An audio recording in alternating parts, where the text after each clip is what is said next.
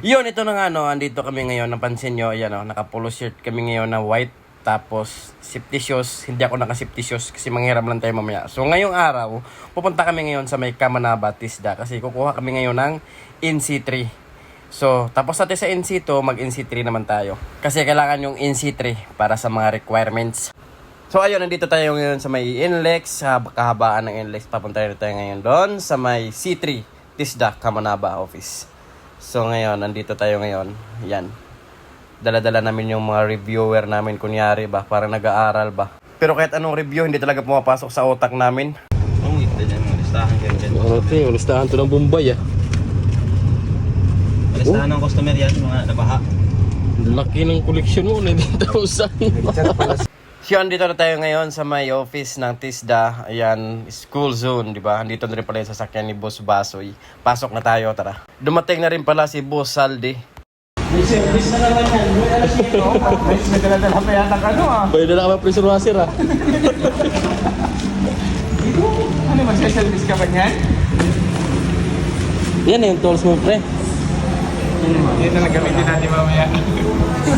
At habang inaantay namin yung mag-assist sa amin at saka yung ibang mga kasama namin, kailangan 10 talaga yung magpapa-assist pag mga ganito, no? Kakain na daw. Kakain na.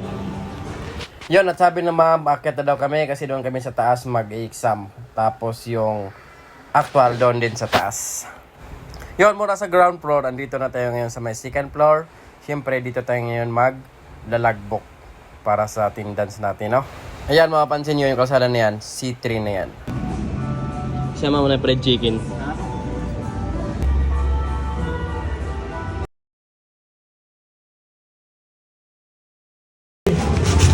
Halika. Sudyo, dyan. Di ba sabi mo gusto ka magpahuli kasi ikaw huli tawagin? Eh hindi naman yung sa ano eh, yung pag-perform eh. Sa pagkain yun. Ikaw yung huli. Isiyam lang yung pagkain, hindi ka nakasali. At mula sa second floor, akit naman tayo ngayon ng third floor para doon tayo mag-exam. So halos kami lahat niyan ay magkakakilala na. Dati kami magkakatrabaho sa isang kumpanya. So nagkahiwa-hiwalay na kami ngayon. Magkakasama kami ngayon para magpa-assist, no? Yun, nandito na tayo sa may room kung saan dito tayo ngayon mag-exam ng theory, siyempre. Kunti lang kami kaya hindi lahat magagamit ng lamisa na yan. So bawal naman tayo mag-video sa mga exam, mga actual. Kaya yung mga video ko ay limited lang, no? Pasensya na kayo. Walang upo sa unahan yan. So ayan, pinagbibigyan na kami ng mga answer sheet, no? Sana may question dyan na magkano ng kilo ng tanso para mayroon tayong correct man lang kahit isang check man lang sa atin, no? Yun, shortcut na tayo habang nasa loob sila nag-actual at hindi naman kami lahat pwedeng pumasok doon. So by group kami, 5 yung una, 5 yung pangalawa. So kami ngayon, nandito kami ngayon sa taas para picturean kami, no? So ayan, napicturean na yung isang tropa natin. So nagtatawanan kami kasi kinakabahan kami baka hindi kasi yung mukha namin sa monitor. Okay, pasilip lang tayo. Player check. 5 PSI lang, hindi talaga nalabas. Yun, tapos ito yung nag-actual, siyempre na sakto, tanghalian na. So lalabas muna tayo, no? Mamaya babalik ulit ng 1. So, pupunta tayo sa baba kasi wala makainan dito. Ayan, mas maganda pag pumunta kayo dito, magbaon kayo. Medyo malayo yung nilalakad namin. Tawid pa kami ng city sa kabila, tapos babalik na naman kami doon sa may mismong office.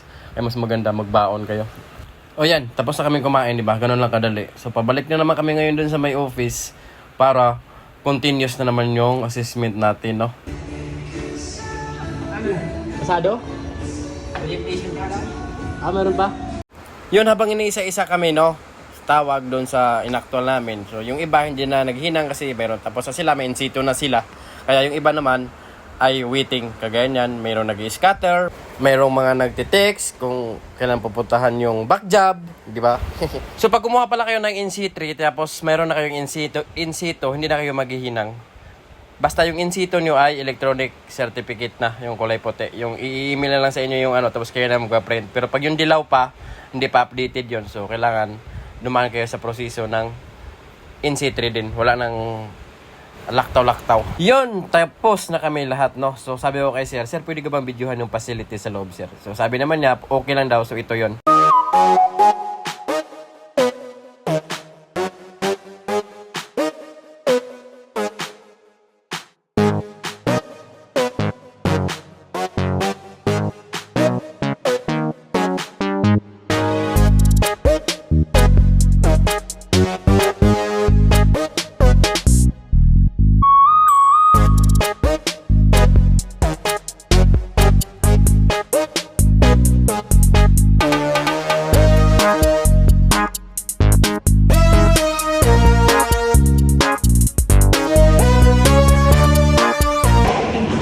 na.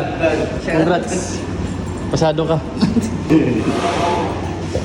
At syempre, tapos na kami lahat. So, ibig sabihin yan, picture-picture na daw, sabi ni Sir. So, kaming lahat dyan ay halos magkakasama, no? Yung team ni Boss Basoy, mga bata niyan. So, yung mayroon kaming isa na hindi kilala. So, taga Laguna siya. Bali, siyam lang kami, pang 10 yung taga Laguna. So, kasama lang namin dyan sa nag-assess, pero hindi namin siya kakilala. So, ngayon lang namin siya nakita. O, dyan lang kami nagkakilala sa assessment na yan. Shout out sa'yo, Master. Taga Laguna ka, di ba? So ayun na nga, no, tapos na tayo at the end na. So dito na tayo kami lalabas. Sa mga nagtatanong kung saan po pwede magpa-book or magpa-schedule para sa assessment, ibibigay ko po yung Facebook page, i-PM nyo lang or direct message nyo si Sir Ramel Alberio. Yan, direct message nyo sa amin or kaya i-add nyo sa Facebook. So kanina habang nag-exam kami ay umuulan. So yung sasakyan ni Boss Basoy na Ford Ranger 4x4 ay nabasa. So okay lang yan. Okay lang basa yung sapatos. Pasado naman eh. Salamat ah. Thank you. Thank you. So bago tayo pagalitan ng ating mga asawa ay step.